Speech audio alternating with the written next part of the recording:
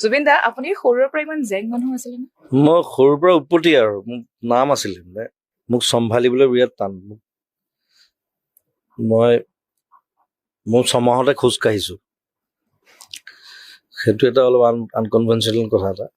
ছমাহত খোজ নাকাঢ়ে সাধাৰণতে কোনো ছমাহত মই খোজ কাঢ়ি দিলো তাৰপিছত মোক মায়ে মানে উৎপাতৰ কোবত মানে মই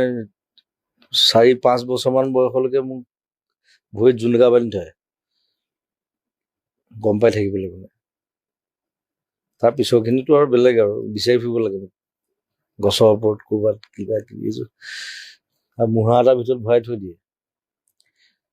মুঢ়া এটা ডাঙৰ মুঢ়া এটা উল্টাই পেলাই তাত ভৰাই পেলাই মুঢ়াটো বান্ধি দিয়ে খুটা এটা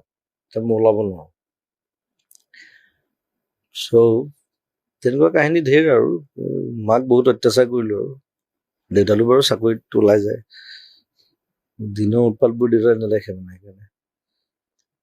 আৰু পিটন খাইছো বহুত মাৰ দেউতা নাই পিতে কিন্তু মায়ে বহুত পিটিলে